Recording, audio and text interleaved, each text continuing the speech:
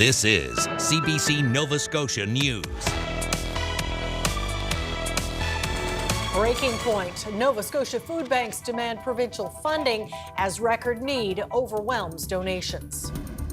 Scammed. A Halifax woman is warning others after a thief stole her wallet and posed as a bank employee.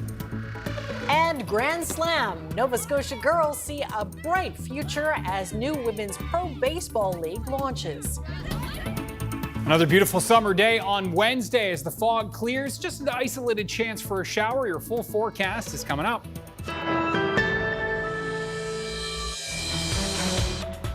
Good evening. Surging demand and dropping donations are pushing some Nova Scotia food banks to their limit. Now, organizers are calling on the province for direct financial support to keep their doors open and shelves stocked. They say the current funding model is becoming increasingly difficult to sustain. Kyle Moore reports. Orders are ready to head out the door to clients at the Glace Bay Food Bank, but keeping up with demand lately has been hard. Things are not good. I've been here for 5 years, and I can actually say this summer has been really, really down for donations and contributions. McRae says 1 in 3 Nova Scotians now look to the food bank for help. She says they are no longer an emergency resource used only by a small number of people. We saw so many new faces over the summer, so many more children, so many more people coming in. Now that we're getting ready to go into the fall, we're not as secure on food on our shelves as we should be. That same concern is shared in North Sydney. A letter has been sent to Premier Tim Houston asking for financial help. We're constantly stressed out about it. We're constantly trying to find a solution for it. And, at the end of the day, it comes down to, the government really needs to help us. We can't run a business on charity alone. Ella says the rising cost of groceries has cut into their overall budget. She says Nova Scotia has made sustainability a priority in many areas and believes food banks deserve the same consideration. There's nothing in place to help us with funding for employees. Food banks are basically funded by charity and donations from our communities and surrounding communities. Feed Nova Scotia supports North Sydney's call for more sustainable funding, saying in part, community food banks should not be expected to manage record levels of need through unpredictable donations, short-term grants, and volunteer labor alone. Feed Nova Scotia provides millions of pounds of food and funds each year to food banks and initiatives leading food security initiatives. Even with those significant contributions, we know they only scratch the surface of what communities require. That's just a system that's setting itself up to fail. The provincial government did not respond to a request for a comment by deadline. Kyle Moore, CBC News, Glace Bay. A Halifax woman is sharing a cautionary tale after she fell prey to scammers earlier this month. The scam began with her wallet being stolen from a North End Halifax cafe. Then the fraudulent phone calls began. The CBC's Francis Willick reports. Candida Hadley was having tea with a friend at this Agricola Street cafe in Halifax a couple of weeks ago. When she got up to go, she discovered her wallet had been stolen. Shortly after, her cell phone rang. I got a call that said from the Royal Bank, and I answered the call, and it was, suspicious activity on your card, going through all this. Okay, no problem, we can take care of this. They didn't get any money, and then went through a whole bunch of questions, exited as they always do, right? Leave you on the line for a few minutes while they take care of things. Everything that I expected to happen from a call from Visa. Hadley answered several questions, including, unfortunately, giving away her PIN. After the call, she felt increasingly uneasy about it and called to cancel her cards. But it was too late. In the 30 minutes the scammers had her PIN, they spent $700 at Shoppers Drug Mart and took out $500 in cash. You should never give your PIN number to anybody, I know that. But of course, in that moment, I was stressed out and anxious. Halifax police confirmed they received a report about the incident and are investigating. A spokesperson said people should not share personal details unless they're certain about the legitimacy of the person or organization they're interacting with. Hadley says her bank will not refund the money because she gave away her PIN. In the future, she says she'll be extra cautious, both in person and on the phone. These scams, they get more and more sophisticated, right? It never occurred to me that the call was a scam because the theft was in person, and they seemed like distinct things. And in this instance, they certainly were not. Frances Willick, CBC News, Halifax.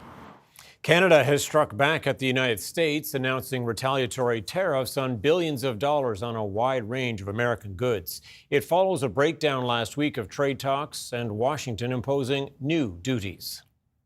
Today I'm announcing that Canada will match the United States tariffs dollar for dollar, rate for rate. Effective September 8, Canada will impose counter tariffs of up to 15, 25, or 50% on $27.6 billion in imports from the United States of America. Ottawa also announced $7.5 billion of support funding. $3.5 billion is going toward workers, including topping up funds for expanded EI. Impacted businesses will also get access to loans and financing. The Nova Scotia Seafood Alliance says it was blindsided by Ottawa's retaliatory tariffs. Seafood is among the list of goods subjected to 25% tariffs. Executive Director Chris Viscato says Canada imports about $1 billion worth of fish and seafood from the U.S. every year, and that pretty much every item they do import from the U.S. is on the retaliatory tariff list. That includes some things which we actually import as a raw material. And then we have Canadian companies that turn it into an export-ready processed product, which is then re-exported either back to the United States or back to other jurisdictions overseas. When we begin to see these types of retaliatory tariffs come in, it actually is going to generate some significant cost pressures for those producers and is going to end up with them having to make some very hard decisions about whether they keep their doors open for the rest of the season or not. Viscato says he's hoping there's some room for correction to the tariff list. Meanwhile, the latest 50% tariffs have left some small business owners confused. The CEO of Nova Scotia's Peace by Chocolate says he's still not sure whether his products are affected.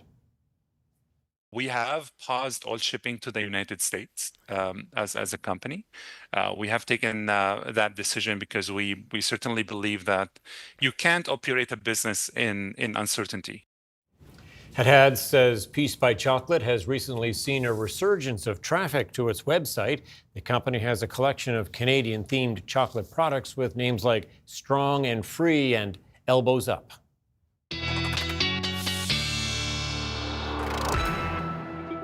All right, let's talk weather now. Ryan Snoddon with us. Yes, back from vacation, he brought the sunshine. Yeah, that's right. Just in time to come back to work. Great to be back. And we've got more sunshine on the way over the next couple of days. That's for sure looking pretty good. Have a look at Wednesday's forecast. So a lot of sun yet. The shower icons are on here, but it's a pretty slight risk for Wednesday overall, but a risk that does extend from corner to corner to corner across the province. Temperatures into the mid-20s.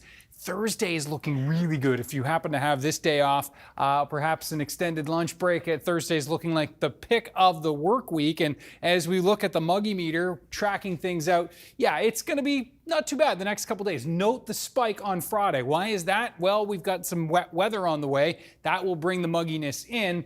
The good news, things are crashing on the Muggy meter Saturday into Sunday. That's an indicator that we're getting into some drier air and things are looking pretty good for the weekend. Those shower and thunderstorm chances ending for this evening. There's the action for Wednesday. It does look fairly isolated. There's the Thursday sunshine and then the Friday system. But as I said, things looking good for the weekend. Full 7-day coming up. That's good all news. Sounding pretty good. Okay, thanks so much, Ryan. Thanks, Ryan. Well, apple trees in the province seem to be recovering after last year's unprecedented drought. Farmers say this year's consistent rain has helped the growing season. And the trees that did survive are having normal yields and fruit is sizing up. The executive director of the Nova Scotia Fruit Growers Association says the signs are positive, but people in the industry are still being cautious. Nobody gets too excited before the fruit is, really off the grocery store shelves, because between harvest and then going to the store and being packed, there's lots that can still happen. But everyone is feeling better this year. The crop's looking a lot better. Lutz says 35 to 45% of last year's crop was lost because of the drought. Nova Scotia is taking aim at tick-borne illnesses with a major new push into research and innovation. The province has announced a $1.2 million investment from Research Nova Scotia. It was made today at the official opening of the Canadian Tick Research and Innovation Centre at Acadia University. The investment will support a research project to develop and test new tick control and repellent technologies. Archers descended on Cumberland County this weekend. It was the 5th annual shooting tournament outside Parsboro. Luke Ettinger got some pointers from the host team. Briar Harvey dials in on a turkey. Less than 2 years ago, she picked up a bow. It's in our community, and all the nice people here are so kind and sweet to me that it makes it really enjoyable and fun. Coach Dorothy Best is also relatively new to the sport. She picked up a bow 6 years ago. 2 targets in, I just fell right in love with it. I was just right into the deep end. So we went to 2 or 3 more shoots, and I said, we got the property, we can do this. So my husband and I, we set up cut out all the trails. Best hosted the 5th annual traditional archery tournament on the weekend, part of a maritime series for the sport in the region. There are 2 trails with 20 targets for competition. It's these trails where Best passes on pointers. Bring right into your nose. Tip of your arrow goes down to about his face, and then let go. There you go. Did I hit? I got it? Okay. Maybe that was a lucky shot, but Best and her archers are racking up medals. That's 8, 11, 10, and 11. Reese Tanner picked up the sport a year ago and has already won 2 gold medals here in Nova Scotia. Excited and happy because I got to shoot and have fun with other archers. And there are other prizes that come along with every shot. I can be outside, enjoy the fresh air, and just have fun shooting a bow in the woods. I try not to put too much value on the medals. It's a sport that it increases your focus and your concentration, and it helps to improve yourself. Luke Ettinger, CBC News, Green Hill.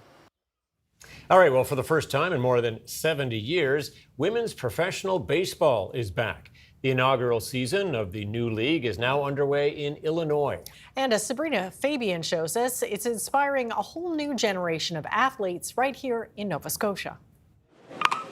She got all of that baseball, and it is out of here. 3 weeks into the Women's Pro Baseball League's inaugural season, and these ladies aren't slowing down. From August to September, 4 American teams are playing 15 games each, all at a stadium in Springfield, Illinois. Then, playoffs. Jada Lee of St. John's is one of 11 Canadians. It's pretty cool that we are able to have professional women's baseball and have that be our only responsibility. They earn at least $300 US per game, plus some meals and accommodation. For me, any money is welcome. Keith Stein is a Canadian co-founder of the league who saw it as a business opportunity despite early skepticism. When you're starting a professional sports league, you need money, so you need investors. And investors would say to us, do women play baseball? A sold-out home opener, swift merchandise sales, and even a broadcast deal. It's all exceeded his expectations. But at the grassroots level in Canada, girls who want to play baseball often strike out. I think that there's a real lack of consistency and opportunity for girls still across the country. These girls are among the lucky ones. They have a league of their own. In some provinces and age groups, girls have to play with boys. I feel a lot less pressure when I'm playing with other girls, and I think it's great to connect with other girls so I can make new friends. Trusting that we're going to back each other up and, we'll always be there for each other. Nova Scotia is considered a leader in girls' baseball, and registration is climbing. And now these girls can see a future in the sport. That's so great that Canadian women are also getting to do it. I hope that they expand it into Canada. The league's success means owners are already making plans for next year. Teams will get a chance to host games in their respective cities, and more teams are likely to be added as well, though none in Canada for now. Owners say Canada lacks the stadiums needed to host women's professional baseball. Sabrina Fabian, CBC News, Halifax. The pretty Halifax Public Gardens. Ryan's up next with the full weather forecast. Do stick around.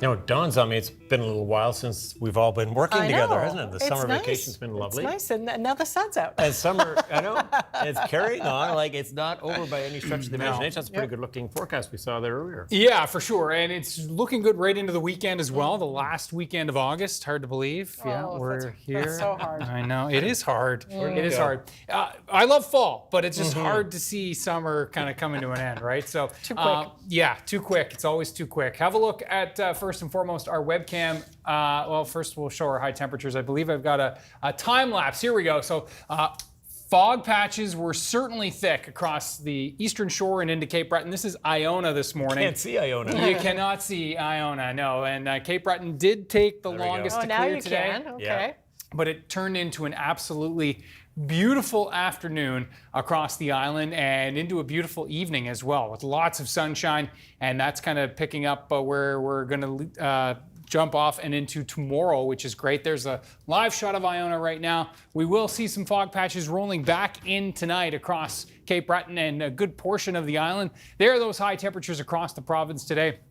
We were into the widespread 26 to 28 range, a little cooler in those onshore winds, but overall looking pretty good. Current temperatures, yeah, we've cooled off a little bit, especially towards the valley after that earlier rainfall. Truro dropped off thanks to some rainfall that's been moving through there. You can see the warmest temperatures still hanging on to the east here. That's where we're into the high 20s and even a few low 30s. The winds, yeah, they've been sustained in from the southwest today, right around 20 kilometers per hour along parts of the coast.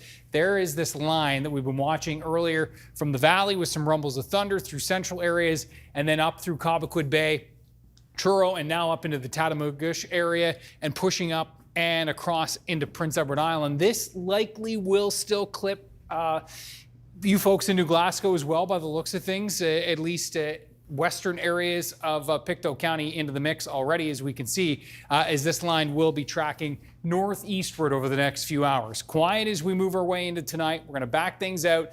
There's the area of high pressure that's going to move in.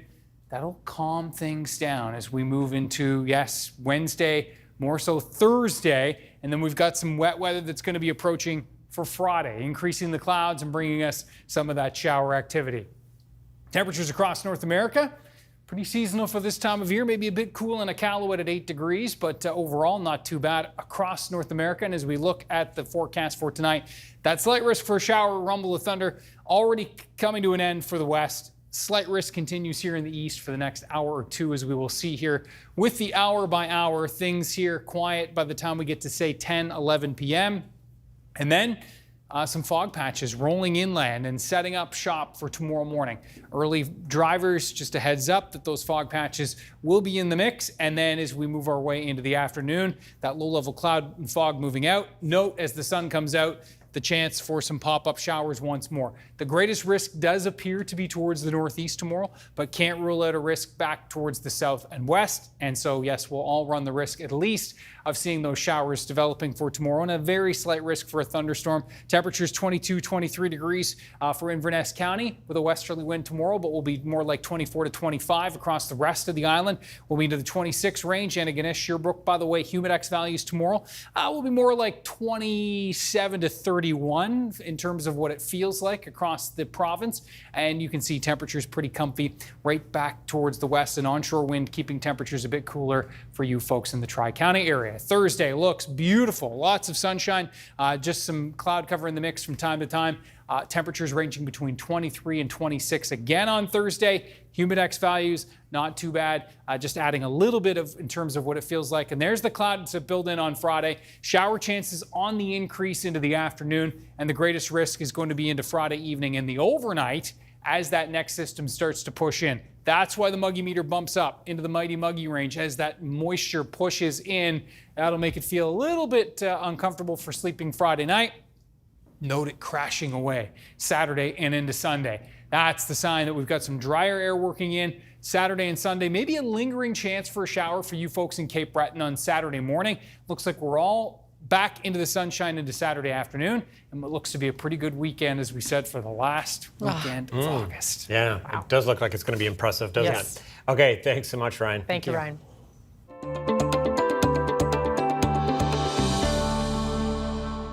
Jill McIsaac says jiu-jitsu saved her life in more ways than one. She is the first woman from PEI to get a black belt in the martial art. That is something she accomplished after a battle with cancer. The CBC's Connor Lamont has her story. Jill McIsaac has spent over a decade training to get where she is now. The academy she trains at says she's the first woman to ever get a black belt in Brazilian Jiu-Jitsu on PEI. It's a self-defense-based martial art, and for McIsaac, it's an honor of a lifetime. To be the first woman is wonderful, but just to be anybody to achieve a black belt is substantial, and I don't think I'm going to be the last woman to get a black belt on PEI, so I'm excited about that too. The moment she got the belt was even more special, since her longtime teacher got to put it around her. Very proud moment, and very difficult to do for anybody. Most people who start don't get their black belt. It's probably 10% of the people that start will end up with a black belt at most. And of the people that start, much less amount of women get their black belt, for sure. It's been quite the journey for McIsaac to earn the belt. She got breast cancer back in 2015. And McIsaac says she found out after feeling some pain in her chest from doing certain jiu-jitsu moves. She says the sport possibly saved her life in more ways than one. Jiu-jitsu was one of those things that even in those times of muted training, the idea of coming back and being able to get back at it and keep chipping away, like class by class, technique by technique, gave me that kind of incentive and momentum to keep going. I've never seen anybody have to face those challenges that she's faced and continue on. And it would have just been so easy to just stop, but she never did, ever. Consider, like, with everything. McIsaac says she's doing great now. This sport has changed her life for the better. I think jiu-jitsu creates discipline and structure and commitment and loyalty and respect, and those are all key attributes that any human being would want to have. McIsaac looks forward to continuing to teach young students and says it's worth giving the sport a try. You might just get hooked like her. Connor Lamont, CBC News, York. Coming up, we look into the likelihood of Nova Scotia establishing rapid transit via a commuter rail in Halifax.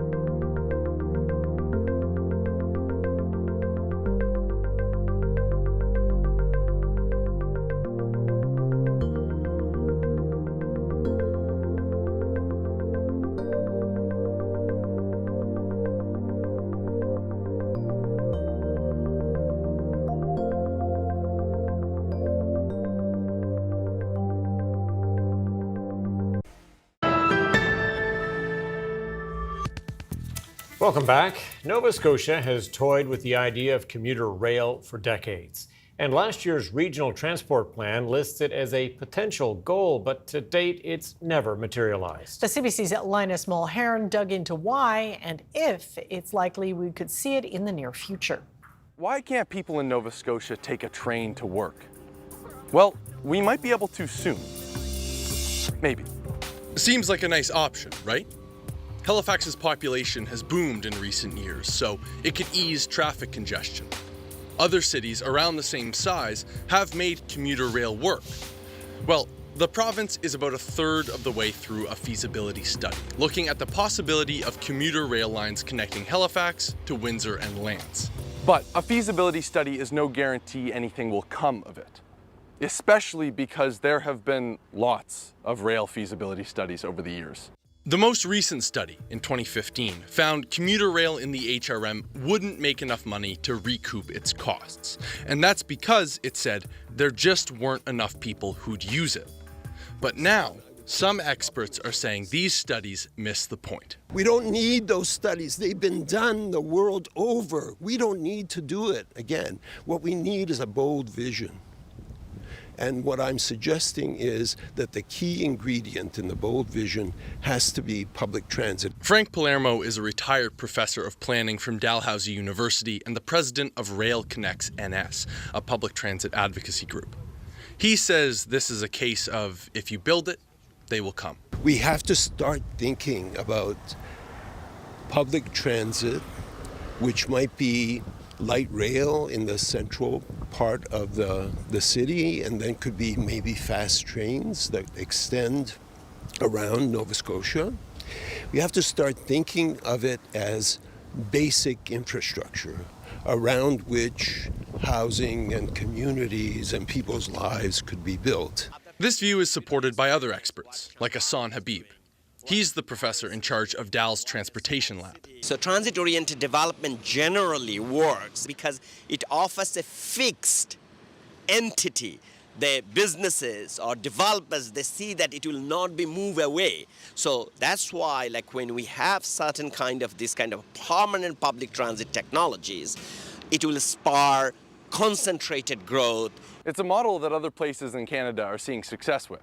The Waterloo region in Ontario has a population about the same size as the HRM. It built a rail line that opened in 2019, and the region's director of transit service says more than 20,000 people use it every day. We've seen $5.25 billion of investment in the corridor, including 22,000 housing units. So as a transit tool, it's been really effective, and as a community building tool, it's been equally effective. Less traffic, more development. Seems like a win-win. So why hasn't this happened yet? I asked the province and the city for an interview about this, but they declined. Experts point to the fact that the Halifax Peninsula is small, and it already has one rail cut. Via Rail actually proposed a commuter line in 2016 that would make use of those tracks, but an agreement couldn't be reached with the track's owner, CN. But perhaps the biggest obstacle? Mindset. Can a car culture ditch the car for a train? The culture built on what we offer. We have not seen large amount of investment in infrastructure other than road or highway reconstruction.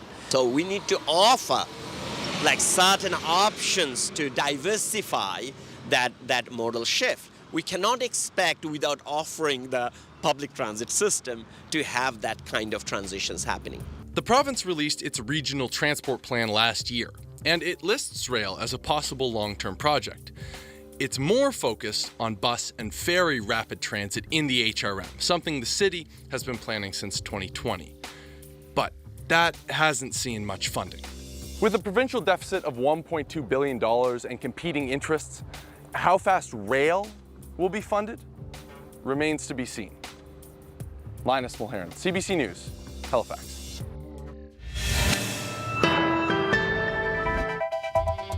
Coming up, Canada announces more tariff countermeasures as Donald Trump makes new threats on social media. And Dolly Parton, one of country music's greatest legends and a Hollywood fixture, has died at the age of 80.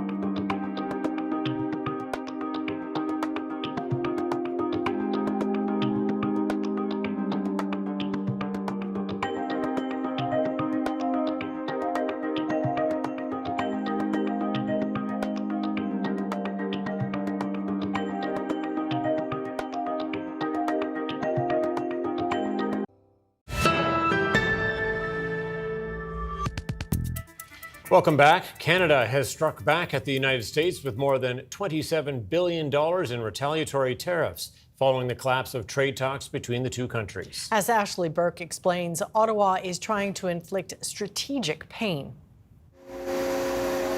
Canadian ministers touring a metal roofing company feeling the pain from Donald Trump's tariffs, then laying out how they plan to strike back. Canada must respond, and today we are, in a proportionate, targeted, and strategic way. The government retaliating by matching Trump's new tariffs dollar for dollar, but not product for product. Officials say they're targeting more than 700 American goods, including fish, furniture, tools, and motorcycles, with levies between 15 to 50%. The countermeasures are, the vast majority of them would have a substitution possible in a Canadian products. America's steel and aluminum sectors expected to bear the brunt of the retaliation. Canada's doubling its counter tariffs to 50% to try and level the playing field for Canadian companies hurting. We've been focusing and trying to grow our sales in the U.S. for the last 50 years, and now to see that disappear is quite a shock. To help businesses and workers, ministers say they're rolling out another $7.5 billion in support, including access to liquidity, grants, and loans, and pushing Buy Canadian. What is really important from this new chapter of the trade war is that actually when you choose a Canadian product, you're not only putting pressure on the U.S. Right now, you're protecting jobs. The opposition questions how much the new measures could cost. What will the retaliatory tariffs mean for grocery bills, gas prices, and the cost of everyday goods? How much more will families have to pay?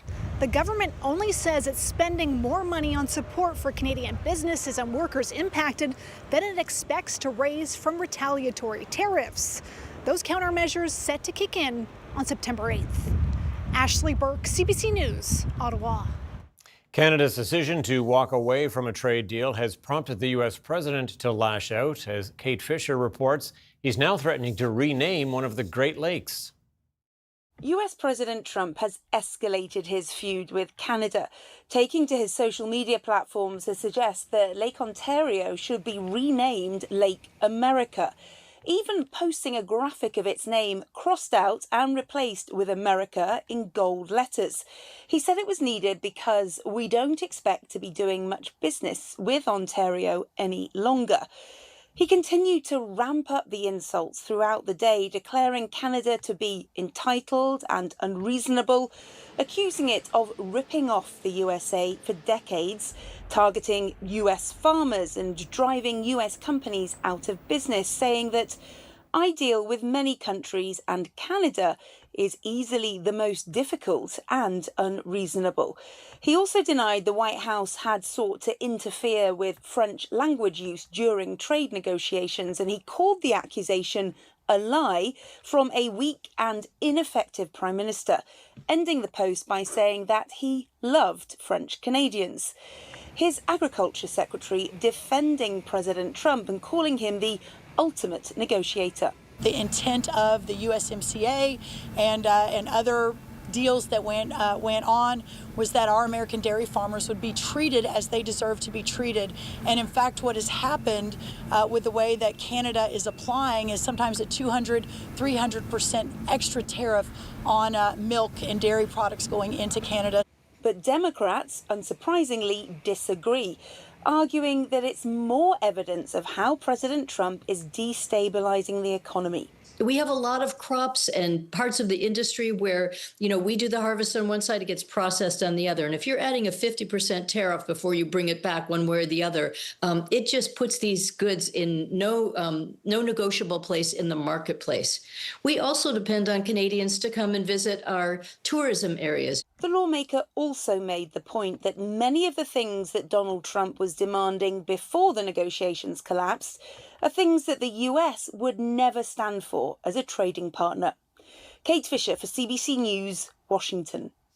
The latest U.S. tariffs are already hurting businesses here. The 50% levy affects a range of Canadian exports, from plastics to electronics. Cameron McIntosh shows us the impact, including on one small company that's been left shell-shocked. There are 4 orders that have come in today, and at this time it would usually be about 20. It didn't take long for Bernard Helen to start hearing from his customers. They're obviously not happy about having to pay 50% on top of their purchase.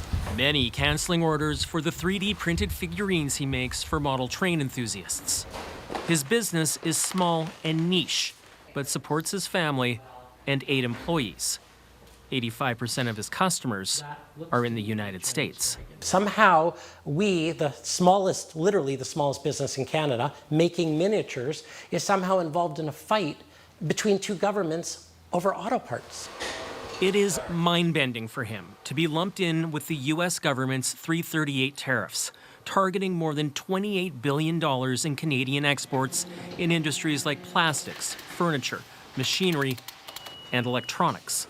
90% of our exports go to the U.S. A sector that employs about 110,000 people, also feeling a lot of disbelief that it got this far. The whole aspect of CUSMA was to build Fortress North America, so that was, and with our infighting within North America, it doesn't help with our competitiveness globally.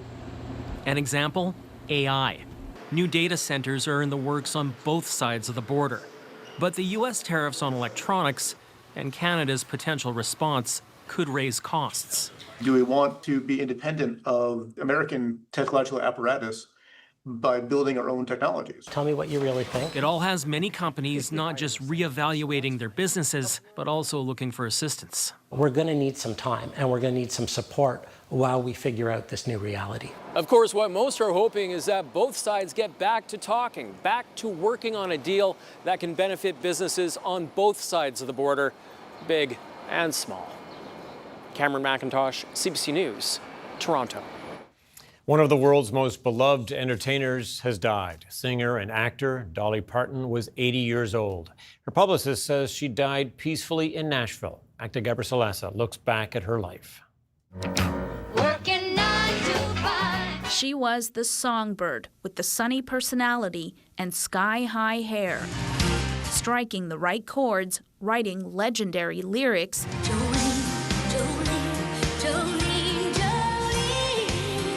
and lighting up screens.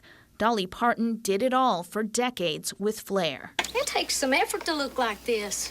Growing up in the Great Smoky Mountains of Tennessee, When I was a child. Parton was in a family of 14, living in a cabin with no electricity.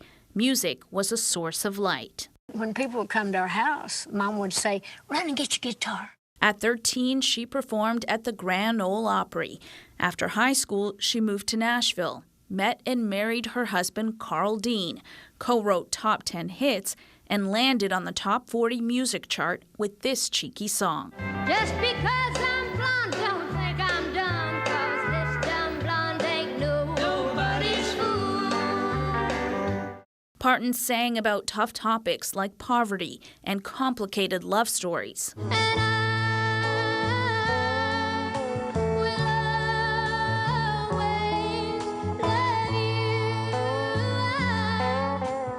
In movies, she sparkled from 9 to 5 What a way to make a living. to Steel Magnolias. It's a heaven right here on earth. She reached new heights with her own theme park. Welcome to Dollywood. Dolly did it all, but it's the music that made her an icon. The Queen of Country has her place on the thrones of the Songwriters, Country, and Rock and Roll Hall of Fames. Beyond the music, Parton's core was rooted in God and her love for people. She supported marginalized communities, and she was an advocate for children. Through Dolly Parton's Imagination Library, kids around the world got free books. As a celebrity, at a certain point where you are in a position to help, you should help. Parton and her husband never had children of their own. They were together for more than 60 years when Dean passed away in 2025. Parton wrote that he was in God's arms, and to her fans, now so is she.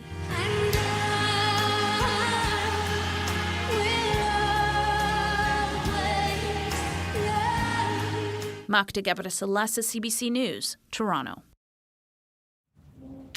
Well, there's new information this week about a devastating brain disease and the people most at risk. Researchers in Boston say an alarming number of professional football players have died with a condition known as CTE, and other athletes could be at risk as well. Our health reporter Lauren Pelly has the details.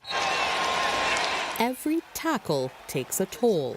New American research suggests at least 1 in 4 NFL players had evidence of the degenerative brain disease chronic traumatic encephalopathy, or CTE, at the time of death. We were unfortunately both surprised but saddened to see that the minimum rate was so alarmingly high. The researchers identified all former players who died between 2008 and 2021 before the rise of soft-shell helmet editions that can reduce the severity of head impacts, and found many of the players with confirmed CTE also had serious symptoms during their lives. I think it's another wake-up call. And this leading Canadian neuroscientist says the risk goes far beyond football. It's also Canadian hockey and even volleyball can cause multiple concussions. CTE can only be confirmed through autopsies. A rising number of high-profile athletes have been diagnosed after death, including former New England Patriots tight end Aaron Hernandez, who died by suicide in prison a decade ago while facing murder charges. We need to think a lot more about how we're practicing and playing these games. Former CFL player Tim Fleiser says even young athletes are in harm's way. The biggest bang for the buck would be heading out of soccer for young children, particularly in practice. The NFL said the league continuously strives to make the game of football safer. But with mounting evidence of high rates of CTE in professional athletes, experts say any sport that causes repeat hits to the head remains a risk. Lauren Pelly, CBC News, Toronto. Chinese fast fashion giant Shein appears to have lost its shine. Valued at $100 billion in 2022, its current market value is only a fraction of that. Avni Dhillon breaks down why. $27 billion. That's the number the fast fashion giant Shein is targeting for its upcoming debut on the stock market. But that's only a quarter of what it was worth just a few years ago. At its peak in 2022, Shein was valued at about $100 billion. This is a company that enjoyed tremendous growth during the COVID time, but now it is being tested. Website traffic is down, and competitors like Temu and Amazon are outperforming Shein in Apple App Store downloads. That data has shaken investor confidence in the company. According to this document Shein filed in July, last year the company reported nearly $400 million in profit in just the first 3 months of the year. But in 2026, profits aren't just way down, Shein is in the red, actively losing money to the tune of nearly $100 million in the first 3 months of the year. Shein says American sales have been adversely affected by U.S. trade policy. Trump removed a duty exemption on small packages under $800 in value entering the U.S. from China. Suddenly, American customers would have to pay a significant amount of duty, ranging anywhere from 10 to 90% on the goods. So that significantly hurt their U.S. sales. Their U.S. sales were down 14%. Having shoppers pay a duty defeats the purpose of buying from Shein in the first place, the dirt cheap prices. And for a company accused of exploiting workers and hurting the environment, the low prices are a massive selling point. There's a number of sort of hypocrisies out there right now where a number of people, they want to do the right thing, but they also have to manage their pocketbook. Shein does mention its reputation under the risks disclosure section of the prospectus, saying negative publicity associated with our brand, business partners, or industry may reduce the value and attractiveness of our brand and products. You might remember the backlash when influencers went on a brand trip paid for by Shein to a factory in China, praising the working conditions. China trip has been one of the most life-changing trips of my life. Getting to see the whole process of Shein clothing from beginning to end with my own 2 eyes was so important for me. I really thought I was going to see like thousands upon thousands of workers there, but honestly, I was pleasantly surprised that a lot of the workload was robotic. This is a PR stunt for Shein. Shein insists there is no forced labor in its supply chain, but one thing worth noting about its upcoming initial public offering is that it's happening in Hong Kong. Shein initially tried for an IPO in New York, but faced roadblocks from regulators over labor concerns. Then in London, Shein could not answer questions about the company's manufacturers and whether its supply chain used cotton from China's Xinjiang region, where human rights groups say forced labor programs target Uyghur minorities. As for how much the stock is really valued, shares start trading on the Hong Kong exchange on September 1st.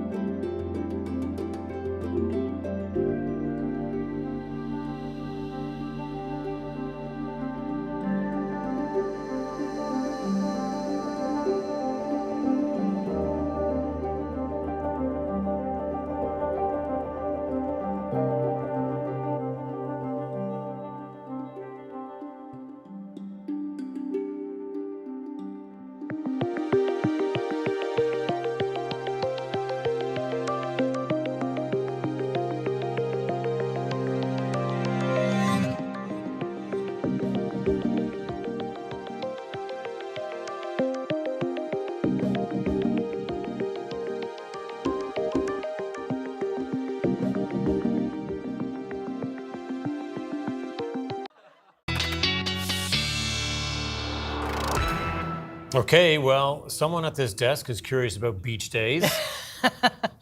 Always. And but, you know. there's a few. There's going to be a few more out there. Yeah, there's quite a few this summer. There are When I quite was a off, few this summer, yeah. especially when you were off. Yeah, you threaded the needle nicely. Yeah, and obviously more folks looking for those nice, great days, obviously, that are going to come fewer and far between, especially that will land on weekends, as less of us have time off in September. Let's have a look at our weather picture before we get into the forecast. Have a look at this. We're going to zoom in. Yes, Oak Island, very popular spot. Oh my goodness, that is what you call a full rainbow, isn't it? Very. the boats and the Canadian flag, that's just perfect. Yeah, it really is. Michelle Pope, thank you so much for this. Ryan's picks at cbc.ca, the inbox plumb full upon my return today, and love to see it. So thank you to everybody for contributing.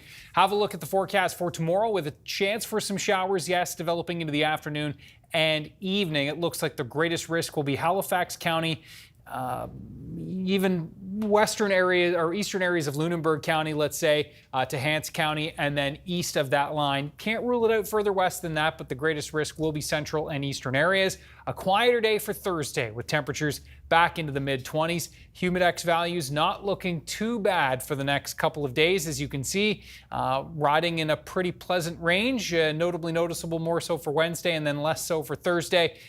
Creeping up for Friday as our next system will approach with some wet weather, and it will be, as we can see, jump right to the 7-day. The showers in the mix, especially Friday afternoon into Friday evening, and then we are looking at the clear out for Saturday into Sunday, looking pretty good at this point. Looking pretty good for sure. Okay, thanks, Ryan.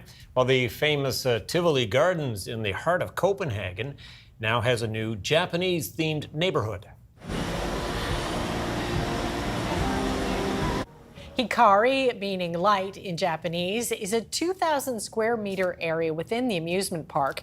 It has narrow streets lined with shops, food stalls, and neon signs, bringing the taste of Japan to the Danish capital. I like it. The attractions include a roller coaster named The Demon and a new ride called Typhoon's Eye that spins fast. Thank you. Yep, pins the thrill seekers to its inside walls.